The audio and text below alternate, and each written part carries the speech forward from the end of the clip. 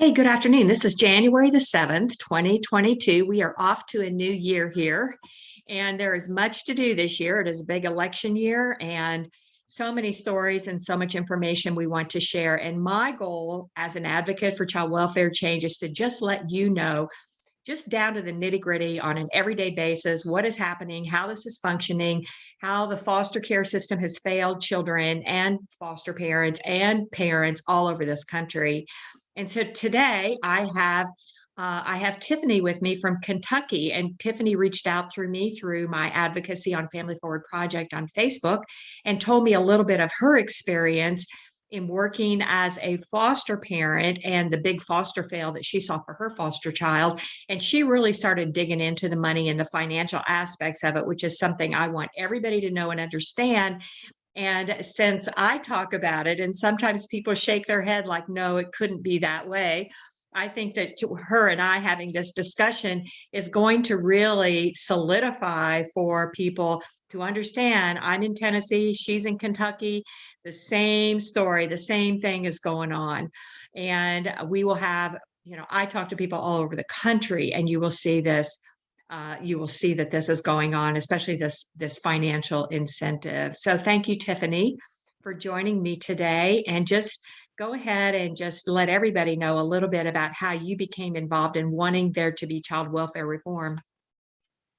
So we got involved in foster care, and we had a group of siblings. That was our first group, and they actually went on to another foster home. Right after they went to another foster home in November 2018, we got our second group of siblings. They were Guatemalan siblings. Their parents were illegals in the country, and the father was being convicted of some crimes, and so they were an emergency placement. They had nothing with them, so they had just the clothes on their backs.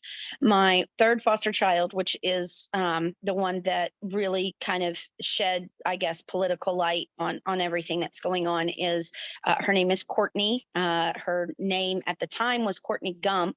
She's now been adopted by us, so it's now our last name. But she was 15 and a half when she was placed with us, and that was in December 2018. We didn't have a problem with any of our foster care, really. Minor problems. We had some kids come into our house in January and February of 2019. Those kids were not good placements. So they wound up leaving. Sometimes when kids leave, they're pretty angry, so they can lodge complaints against the foster parents that are not true. In this case, we had two complaints lodged against us by two different sets of kids. One kid lodged a complaint against us for physical abuse. Another child lodged a complaint that we actually did drugs with our foster kids. Anybody who has been under investigations know that that's extremely long and tedious process for investigation. It takes like 3 months. They get a hold of everybody you can think of. They contact your pastors, they contact the schools, they contact the doctors, they interview all the kids in your home, they interview your family, they interview your friends, they interview past kids that are no longer in your home. It's very extensive and lengthy. Ours was almost 2.5 months, so we almost met the 3-month criteria. Both of those cases were found as unsubstantiated, which basically that means that they found no evidence of the claims by the children. When those came back as unsubstantiated, we submitted that to our foster care company, of course, because we're supposed to provide them with all papers and documents. During the course of the investigation, we started noticing things that didn't sit right with us. They would not speak to us. They would not allow us to accept on any other children, which that I understand because they don't know if. Okay, let me ask you a question, just because I'm hearing it new too. So if I hear something that I'm not real sure. So were you a private foster care provider? Yes, through a private care agency. Yes. Okay, because some people, and I know in Tennessee, we have kind of a mixed system. We have those who can become state foster parents, and then we have those who can become like part of a private agency. And we'll that as well. Yeah. Okay, so you were a private, you were foster parents who were contracted under a private agency. So Yes, when ma'am. you say we noticed that there were some things that didn't sit with us well, are you talking about that foster care company that you were working for? Yes. Okay. Yes. All right. So what were those things that kind of clued you into that? So during the course of the investigation, they could not allow us to accept any children any further, which that I understand because they don't know if the allegations are true or not until your investigation's over. But they stopped contact with us. Like we were only really seeing them or contacting them when the children had therapy. They were not actively reaching out to us. They were not providing any foster parent support programs. Multiple times I was like, I'm going through this investigation and it's really stressful on my entire family. Like my kids are scared. My foster kids are scared. They don't know what's going to happen to them. They all want to stay in my home. We don't know what's going to happen. We're scared. Like, is there any support programs for foster parents? And they would continually put us off and tell us that they would get us in reach with people who had gone through investigations before, and then it would fall off the bandwagon. We would never hear anything from them. The only time I heard from my foster care agency was if I contacted them or when we were there for actual therapeutic services for the children. So that really didn't sit well with us. We thought, we've gone through our training, which is extensive. It's not short. Let's put it that way. Like it's hours, certain amount of hours that you have to do your training. We've gone through CPR classes. We've gone through first aid. We've gotten all of these things passed, background checks. I mean, all of this takes a long time to become a foster parent. And then all of a sudden, when a child makes an accusation, they kind of pull back. And so that didn't feel right with us. So at that time, we started interviewing other private foster care agencies. We found one that we felt was maybe more suitable for us. So we put in our notification to our current private foster care agency that we were going to change agencies. They got the official notification on June 27th, 2019. We later have found out, I don't know if I'm allowed to mention it or not. We have a lawsuit against that private care agency currently, but we found out through discovery that on the 8th of July, 2019. So you're talking 6 days after notification, they sent back a notice to that private care agency saying that my home was actually closed, that my license was canceled. Now I still have children in my home. I still have 4 foster kids with them. Oh my gosh, And that's what that figures. And I'm going to say generally communication, whether you are a foster child, a foster parent, a parent who's trying to work their way through the system, communication, it is totally like the left hand never knows what the right hand is doing. Yeah. And you would think in the world of technology that we have, that would no longer be an issue, or communicating or following up with people, or just touching base with them and letting them know what's going on. This is a consistent problem across the board. Oh yeah. And what this did for us was it posed to the other foster care agency that now we look like we're closed. Now we look like we're bad people. They've canceled our license. When in all actuality, that's not true at all. We still have kids. So this foster care agency, this secondary agency could have said, no, we're not going to open you because they said you're closed, even though that wasn't true. And we didn't find this out until now in 2021, when we got discovery on the case.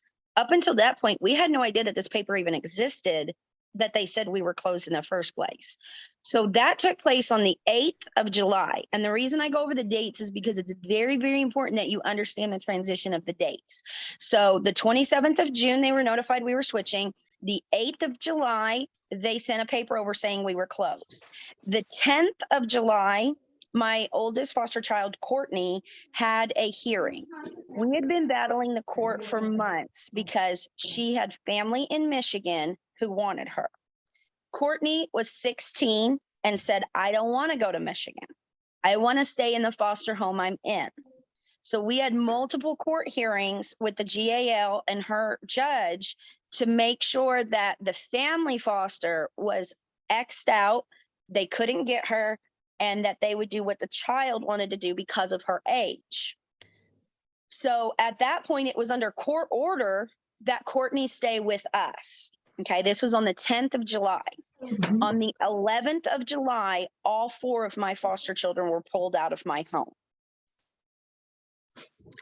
Now, the foster care company is and who did that? The agency or the foster care company? That is what we're battling back and forth about. The agency claims that the DCBS workers of both sets of children requested that they be removed. They have no paperwork to this. Now, when you take a foster child into your care, you have to sign multiple contracts, one with the agency and one with DCBS on each child. And not many people know how that works. So if me and Connie and say some family named Mark all submit that we want this child, all three of our family stuff goes to that DCBS worker. That DCBS worker reviews all three families, and then she decides where the child's going to be. Okay, so had you given notice or was it anywhere in the program already that you had intended to adopt her? Yeah, I mean, was they that knew that. known? Yeah, they knew that. We had contacted them right after the 10th hearing and said her GAL reached an agreement with her biological parents to do a voluntary TPR. That's termination of parental rights for those that don't know about it. That means that the parents are like, we don't want to pay child support and we don't want the child back. We're going to sign our rights over. So at that point, they were going to sign their rights over. We contacted them because the GAL said within 30 days, we could file official adoption papers. The next day, Kourtney was removed from my home. Oh, wow. So wait a The minute, you minute signed the, adoption came, yeah. So you signed the adoption papers with who now? So, we didn't sign any adoption papers. You cannot sign adoption papers till the rights are terminated, okay, which so, is going to take that 30 days. okay. Okay. So, because this is a real critical issue because, as an attorney, I have had to deal with them manipulating the procedure, manipulating the access. I mean, it's like just when you think you've made a step in the right direction, they find some way to sabotage it, right? So that's Yeah. kind of what I'm hearing here from you is that there was this, now all of a sudden And what's somebody crazy has about the sabotaged. system is that they're working against each other. There's two entities working against each other. So there is DCBS, okay? They want adoptions. They want to keep the kids adopted because they make grant money. They get paid for adoptions, okay? But the agencies, when a child is adopted, they no longer make money. So the agencies don't want adoptions. Right. The foster care agencies don't want adoptions. This is an argument. I've been in several meetings before, and you and I had a short conversation just about that conflict of interest and stuff. But, I've sat in meetings with parents and I said, okay, we have like 6 people here from a private contractor, all the same contractor. And some of you say you are here to support foster care. And some of you say you're here for parent reunification. And to me, that sounds like a conflict of interest. You cannot, if you're making a per diem every day off of the head of a child, being in your home or being in a home, why would you ever invest in reunification or even adoption, just like in your situation? But why would you invest in that when you do a reunification service like a parenting class, what they probably get 30, 40, $50 maybe, right? One-time shot. But if they have a child in their home, they're getting that per diem for every day that child is in that private foster care contract. So with us, DCBS wants to adopt the child because they get a grant. So they get all of it at once. They get a large amount of money at once when they adopt a child out. So they're all for adoption. So if you can get with the DCBS agent like I was and get that personal relationship with them, they're trying to get that child to adoption. They're doing whatever they can. And that's where a lot of foster parents, and I can talk about that in a minute, are manipulated into helping DCBS permanently remove a child from their parents and biological family. And they don't even know they're doing it because they're doing what they're supposed to do, but they don't realize that what they're doing is actually leading to them keeping the child from ever returning home. And I can talk about that in a minute, but they're using foster parents as a way for resources to keep children in essentially in DCBS but the ultimate goal is to get the child adopted, because then they get the grants, they get the adoption grant that Yeah. their county gets for the adoption. But then that takes the child out of the foster care agency. So they're fighting against it. Right. So what Yeah. they And wind so up people doing, and so people understand that grant money that you're talking about, and I talk about it all the time. And I mean, I say it's wholesaling children, but it's a federal grant that yep, comes under the Adoption and Safe Family Act. So, I yep, mean, again, it's all our tax dollars, right? All of yep, this is being operated by out of our hardworking money that we try to get out there and grovel and earn and then pay taxes, and then yep, we're supporting this system. But that grant money is that federal money. So, and yep. they have to adopt that child out before the child turns 18 as well, correct? Yes. Yeah. So what they don't realize, what people don't realize is when we're talking about money, it's all federal money. So the county is billing the state is billing federal. So it's coming out of the Federal Reserve money, our tax dollars. Right. That's where these grants are coming from. So anybody who pays their taxes that's had their children removed is paying to keep their children and adopt their children to somebody Oh, else. well, and then if your children are removed, they order you to pay child support. So Yes. not only is it your That was tax Kourtney's dollars, case.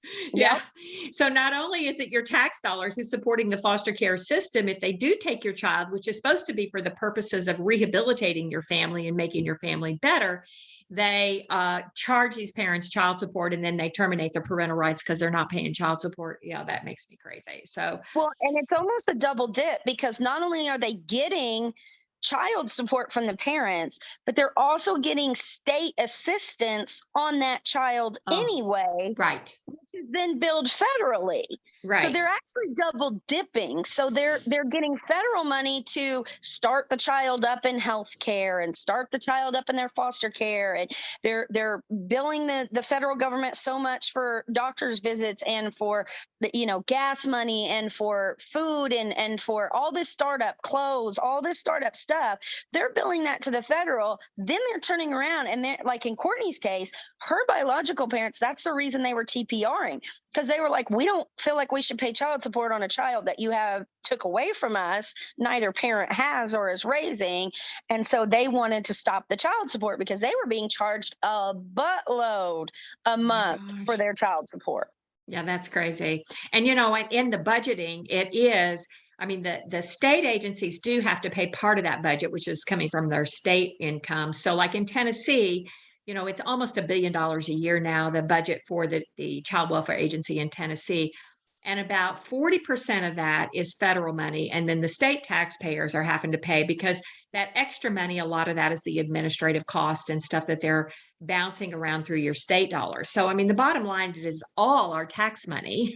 And when we Yep. say private contractors, sometimes it's a little bit of it's almost like an oxymoron because they're really not private contractors. They're quasi government contractors, right? Because they're not generating an industry. They are taking a government service and using our tax dollars to do it and making a profit off of that. So, the whole the misuse of our tax dollars is just ultimately crazy. But let's get back to Kourtney because I really want to follow what happened to her and how you said at the beginning, or you've told me that she's now adopted. So let's go back and let's talk about what happened to her in this process.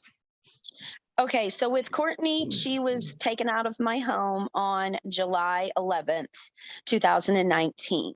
The private company is the one who controls the foster homes that the children go to. So she wound up going to a foster home that had a 27-year-old male living there. This was their biological child. And he would come into her room at night. He would come into her shower while she showered. There was no lock on the bathroom door, no lock on her bedroom door. There was no way to keep her safe. And he started like rubbing her thigh, moving her hair behind her ear, just the telltale signs. Now, keep in mind, this is a 27-year-old man. Kourtney at this time is 16 years old. So Kourtney also stands at 5'1" and 115 pounds. So we're And also so, talking about a and little so it girl. makes me wonder. So this was a different contractor. A different Yes. foster care company? So with No, all of same company, same company, wow. So with all the things that same you company. told me that you went through, isn't the other members of your household part of the scrutiny in becoming a foster parent? Makes me wonder, how did a home with a 27-year-old male get a teenage girl? How would they even make that decision to do that? Well, and it even goes further. So this male has been institutionalized before multiple times, not like incarceration, mental institutionalized, and has a history of mental instability as well. And yet they still got approved. And so from my understanding is what Kourtney would say when they would come over, the son would go into his bedroom and hide away. And Wow. from Kourtney's understanding, they didn't know that the son was living there. Now in discovery, they've claimed that they did know and that they had a background check on him. So that's my question. If you had a background check on this man and you know that he was mentally institutionalized, not only that, he's a 27-year-old male. How are you accepting on teenagers?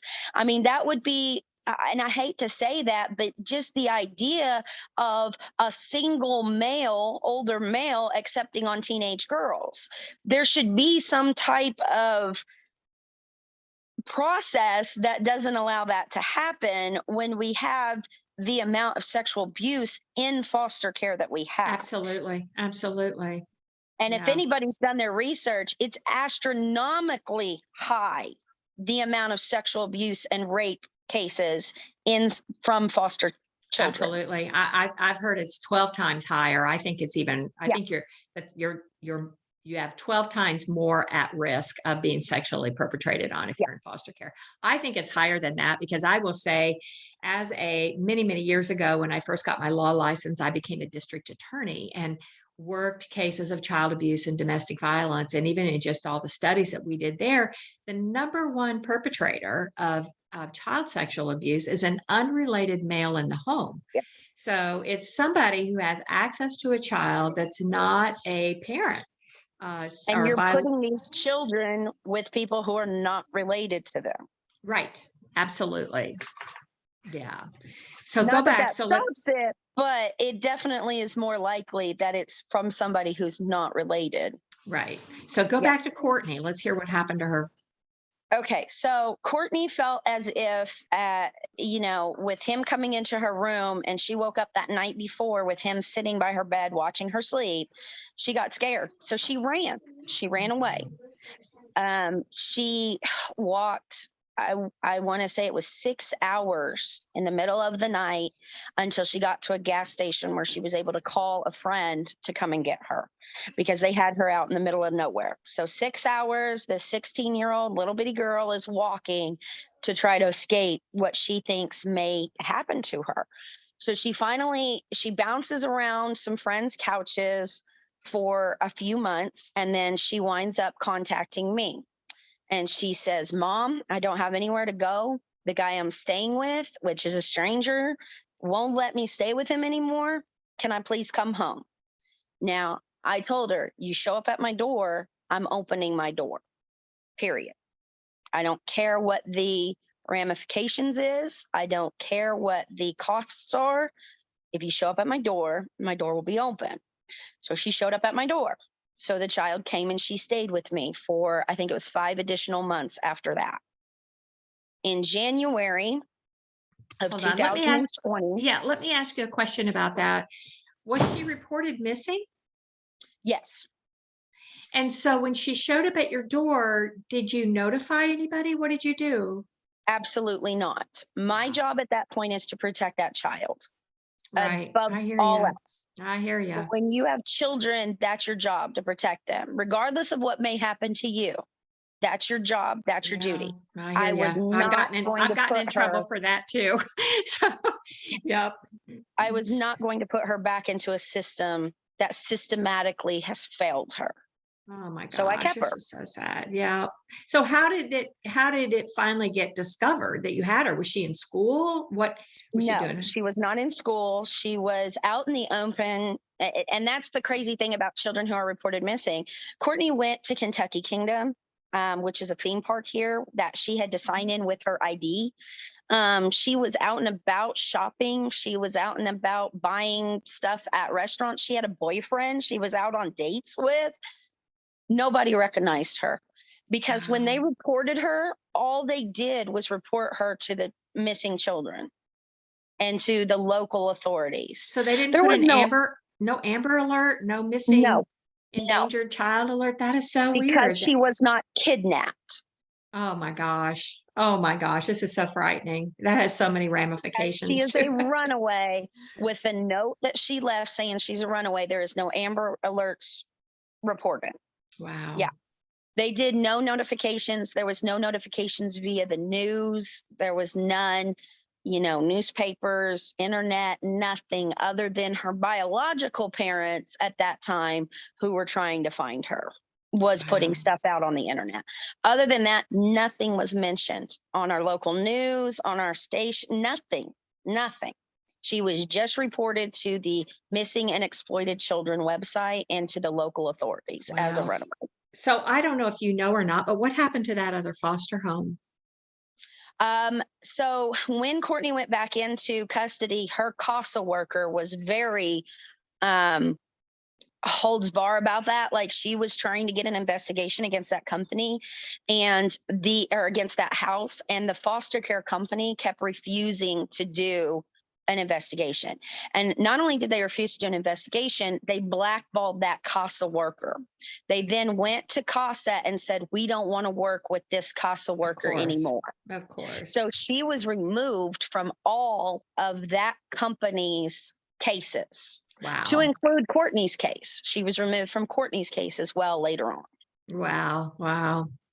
All right. So then what did you do about Kourtney? Let's get back to her. So what happened? Okay, so Kourtney was living with us for 5 months, and then we get a knock on the door, and it's the police, and they said, we got a report that this runaway's here. And I denied it. They said, okay, well, we have pictures of her getting in and out of your car, so we're going to get a warrant. So I went in and I told Kourtney what was happening, and Kourtney said, absolutely not, because if you get arrested, my sisters go into the system. I'm not Mm. having that.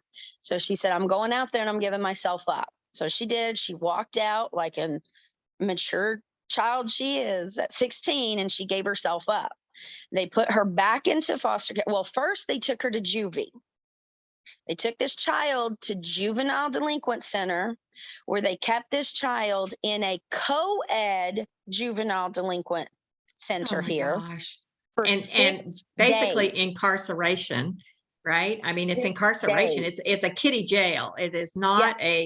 it's not a holiday. I mean, I've been inside those kiddie Yep. jails. It is a jail, which I have big problems with, but So they put a BC student who's never gotten in trouble a day in her life, who simply ran away to protect herself, right, inside of a co-ed juvenile detention center right, with children that have been convicted of actual crimes. right. And sexual assault, probably. I mean, she's a Yes, victim of sexual assault and she's not being treated like a victim. right. Wow. So she sits there for 6 days until the same foster company finds a home willing to take a runaway. They didn't put her back in the system for other companies to try to find her a foster home. They waited for this same company that put her in the home she ran away from to find another home that would take a runaway. Okay, so by this time, have you been cleared from the allegations against you from other? Oh yeah. Oh yeah. They were found as unsubstantiated. So they didn't offer to place her back in your home? So here's the thing about when you harbor a runaway, it's actually against the law in our state. harboring a runaway, contributing to the delinquency of a minor, and false reporting. I actually was charged with. Yeah, I bet. I understand. I mean, yeah, it's crazy. It's an Now, upside down world, but the judge in the case said, I'm absolutely not prosecuting these parents who have an established parental relationship with this child.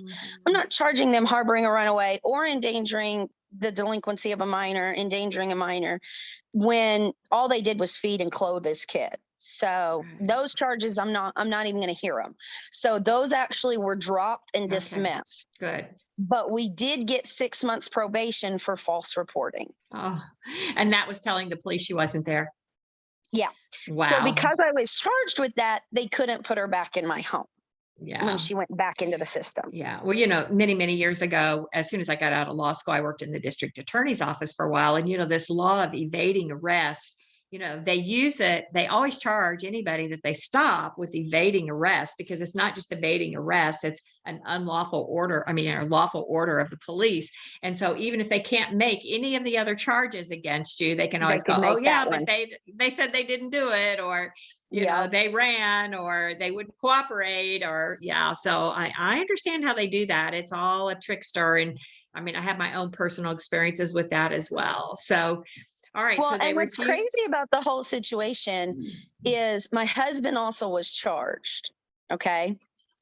My husband is a 14-year dual veteran, 2 honorable discharges, a previous police officer, a prior juvenile delinquent officer, and as well as a prior Pee Wee Valley women's prison guard.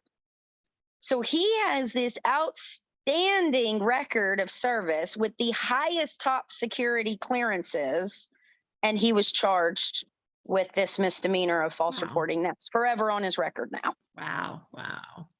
Yeah. Okay. So what happened to her next? What happened to So Kourtney? so after they found her the home, they got her out of the juvie and they sent her to that home. Now that home had locks on the windows. They were screwed shut. They were glued shut. The room was made of wood sheathing, not even like sheetrock, but like wood sheathing that you would put on the outside of your house before you put the exterior on. Right. It had little heat, little air. She was not allowed to use the phone. She was not allowed to write letters. She was not allowed to use a computer. And this is the Um, same foster care company that you used? And yep. I'm just shocked because you told me at the beginning, like how much they put you through to even qualify as a foster home. And now They you told me about denied me in the beginning of getting my license for 2 weeks until I got a fire extinguisher on my second floor. oh my gosh, and how they could approve this other situation. This is And crazy. Courtney was smart throughout the whole thing. She took pictures. She snuck in a friend's cell phone from school. She took pictures of it and emailed the pictures of the room to herself and the locks and everything because she was like, this is an issue. Like, even she knew at 16, this shouldn't be this way. Wow, bless her heart. Golly. Okay, so then what happened to her? So she stayed with this family up until August of 2020. Mm. No, 21. No, 2020. So, August of 2020. So she was with them for about 7 months. wow. Now, during this 7 months, they had an older child. He was mentally disabled, but he had anger issues, and he was 3 times Kourtney's size. So when he started making threats and anger outbursts, she started to notify her CASA worker. She started notifying her DCPS workers. She started notifying the foster care agency of it. And everybody told her, well, if it gets worse, let us know. Exactly. I've heard that before. If Yep. if it gets worse, let us know. Yeah. What's worse, when he physically attacks, when he Hmm. kills her? We don't know what's worse, but that's what their rules were, was when it gets worse, let us know and we'll look at possibly changing you houses. So they went and changed her houses. So Kourtney actually, in May of 2020, wrote a 14-page handwritten letter that she had a friend copy. The friend showed up in the middle of the night. She broke the locks off the window. She passed the letter to the friend. The friend went home and copied it and sent it to government agencies. Sent it to our governor's office, our current governor, Andy Bashir, sent it to the attorney general, Daniel Cameron's office, sent it to the ombudsman's office, sent it to her judge in her case office, sent it to multiple news outlets, multiple newspapers. The only response she got out of this letter, begging for everybody to come in and help her and get her out of this house, was a letter from the DCBS Ombudsman's office. And basically, this letter said that she basically was out of luck, that she needs to focus on turning 18 and aging out of the system and getting her grades up in school. Oh my gosh. Oh my Nobody did gosh. anything. You Not know, the and governor's office. yeah. Nobody. Well, and this is horrible. It's horrible. Now I write complaints, and I mean, I write very detailed complaints. I say what they did. I put it in time order. I name everybody. I name the policies. And I mean, they ignore me, and I'm a lawyer. And now I'm hearing a child who has taken the time, and I'm imagining she wrote this by hand. Is that right? She didn't type it up, did she? No. Wow. So she spends the time to write that and a plea for help, and it gets ignored too. So that just shows that there's no responsiveness at all. And people need to understand what these children's lives are like. They're not allowed to use the phone. They're not allowed to have a computer. They're not allowed to be on the internet. Any call that they make is monitored by the foster parents. They're allowed 15 minutes on a phone call. They have no way to get help. If they are being abused in the house, they have no way other than trusting the same people who put them in the house, who's making money daily on them. That's all they have to trust to help them, which is why Kourtney had to go to the link she did of having a friend send the letter, because she couldn't get help. Right. She Was she in asking school? for Did help. they put her back in school when she went there? What did they do? She was in school for the first January and February of 2020, but then when March came and COVID hit, she was ripped out of school. So she Right. was spending 24 hours a day, 7 days a week, locked in this house with these people. The foster care company stopped doing home visits in March. Right. The CASA stopped doing home visits in March. Everything was done via Zoom calls like we're doing now. Right. And the foster parents are standing right there. Mm-hmm. How do you tell somebody that their child is threatening you and you need help when they're standing right there? Absolutely. And Absolutely. then So when she did get private time, they told her, well, if it gets worse, let us know. right. So what did she do? What happened next? So after her letters hit the fan, her GAL stepped in and was like, I will get you a meeting with the judge, and I'll get you a hearing. So that took place on August 12th, 2020. She went back before her judge. That And the Kourtney judge did. said, Kourtney yes, got okay. Kourtney did. And the judge said, so what do you want us to do if you don't want to be in that house?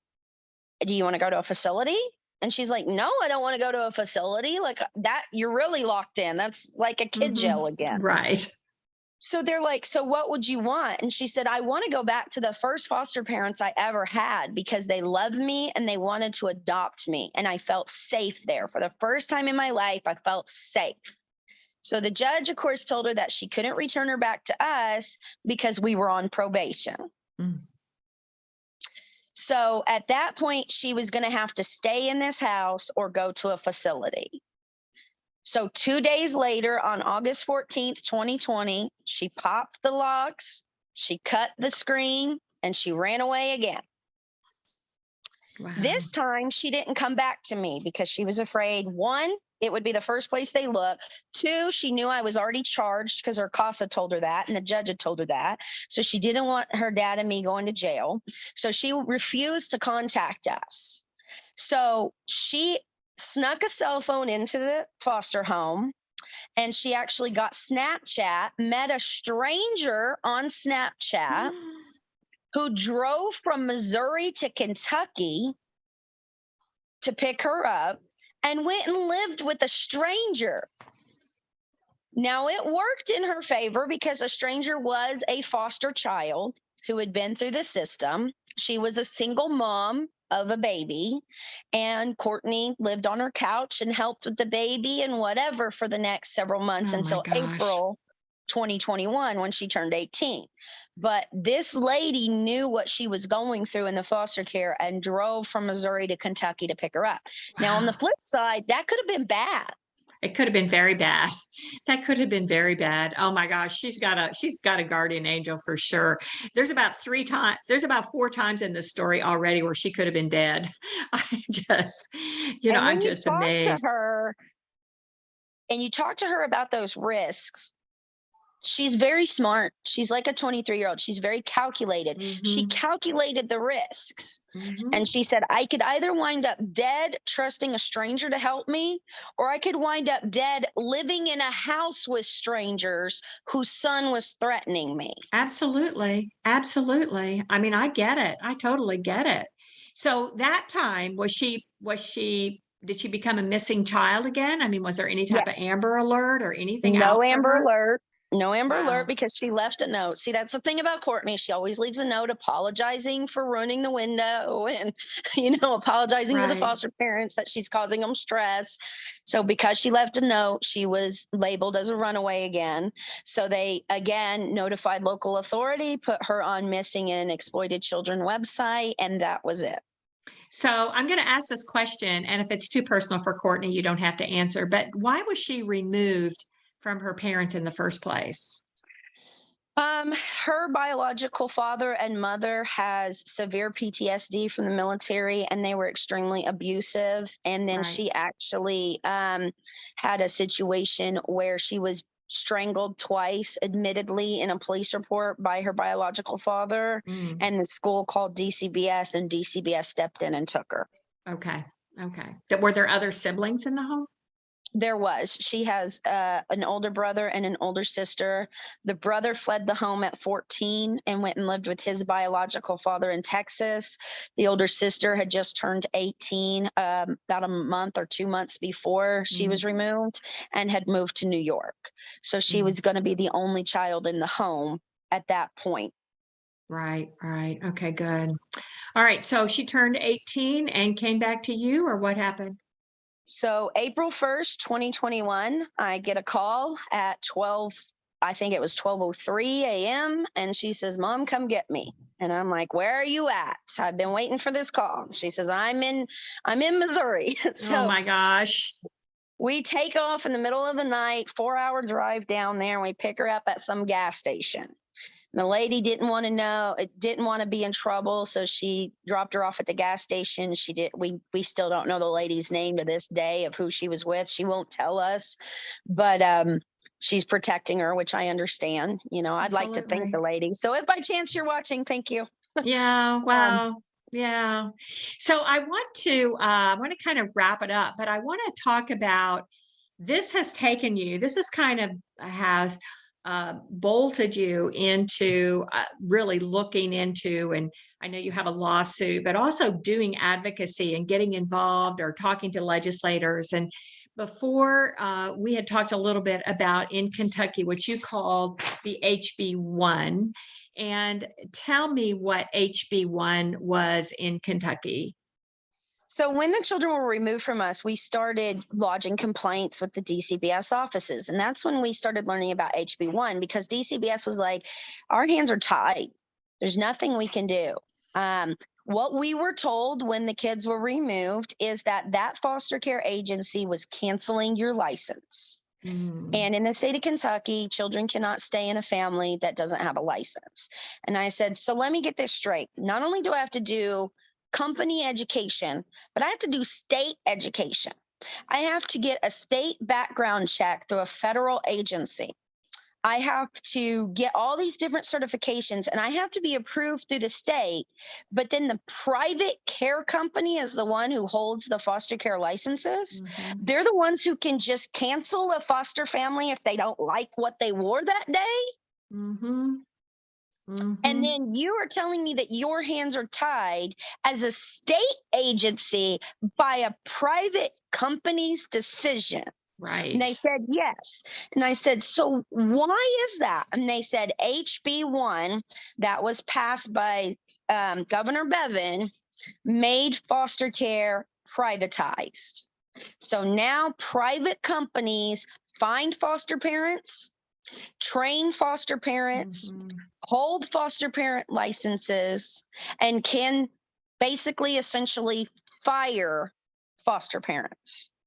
And we have no Wow. decision in it. So this other company, when you did you ever follow through with that other company? I mean, where are you now? Are you a foster parent now? No. So we tried to become a foster parent again through that company and through a couple other companies, and that's part of our lawsuit is because I forget the technical term of it, but it's basically slandering and ruining your relationship is pretty Right. much what it is. I can't remember the technical term that we have it filed under, but when we contacted these companies, so when a foster agency here in this state cancels you or cancels your license, they have to report you to the state, which Mhm. every other foster agency then has to check with that state to see if you're eligible to become a foster parent. And so of course when they checked and that company said no, we fired them, we took their license. Now all of a sudden I'm not eligible to become with a Oh, private company. right. Wow. Wow. Wow. So you have adopted Kourtney now? Yes, we adopted her in July 2021, 2 months after she came back home. Good, good. So, and then one of the comments we also chatted about was some of that temptation. We talked about the antagonism between wanting to adopt a child out versus wanting to keep a kid in care for per diems. And then there's this other kind of odd incentive that they cast out there for kids to age out of foster care. Have you, where they say, well, if you just stay in foster care, then when you age out of foster care, you're going to get this whole other series of benefits. Did you ever get any of that information? It actually is not aging out. So I actually had a child who turned 18 while she was at my home. And what they do is they convince the children to what they call recertify in our state. And I don't know if it's available in other states, but I know in our state it is available to recertify. When you recertify, it adds until you're 21 years old. Mm, You are now in state's custody until you're 21. So let's say if you recertify and then a month later you decide you don't want to recertify anymore, you can't. mm. You can't unrecertify. You're with Wow. the system until you're 21. Now, what the foster care agency that we were with calls it is independent living. And Right. what they do is they take that now 18-year-old adult essentially, and they place them into an apartment and they get them furniture and TVs and dishes. They give them a food card, a gas card. They tell them that they're going to pay for their college education. That's actually a Pell Grant, which everyone's eligible for the Pell Grant. The foster agency isn't actually doing anything because now they can bill even additional amount of money because the cost to raise the child now has tripled because they have to pay for an apartment. Right. So the child's billed as having a free apartment and free furniture and free education. But in reality, the agency's just billing the government. They're just not giving, they're giving $400 food card to the kid a month, a $50 bus Right. pass, and free furniture in the apartment. Yeah. So let me ask you about this, what you called recertify. Do they actually have the now 18-year-old child sign something? I mean, is Yes. the child basically entering to a contract, giving up Yes. its own individual rights and making Yes. itself subservient to, and is this going through again these private contractors? Yes. Wow. Wow. I need to, if you can get me one of those, I would love to see it. So, I don't know. I know here they do have the independent living, but I don't know about them having to sign any type of contract or recertification, as you call it. So that's a whole Yeah, nother when they topic. recertified my foster child that turned 18, they had her come in office to the private care agency. She had to re-sign contracts because when I got her, I had to sign contracts that I was, in charge of her. Now they had her re-sign contracts of what the rules were to live in the apartment. No Mhm. pets, no boys over, no people living with you, that kind of thing. And within that paperwork was the contract to recert to the state until she was 21. Wow. Now, this child got kicked out of that program. So she's no longer with that program, but you have to be kicked out. As long as you're following the rules and stuff, they Can't can get out of collect on it. you till you're 21. Wow, wow. All right, well, I'm gonna wrap it up for today. Thank you so much for your Yes, time, thank and you. yeah, please keep working with us and keep, connecting with other people in Kentucky. I look forward to coming up there. I was going to try to come up there last summer, and I can't remember why, but I think I had a conflict in my schedule. So, we need to be talking to some of these legislators. I need you guys up there to be collecting the names of the state legislators who might have an interest in this.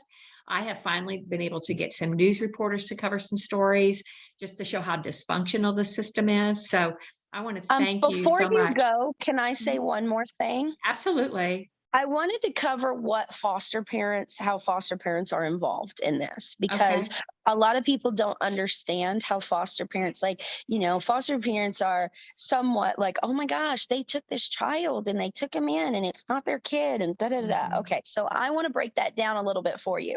So, in our experience, we were paid, like, let's say Kourtney's case, okay? We were paid $40 a day to raise Kourtney, okay?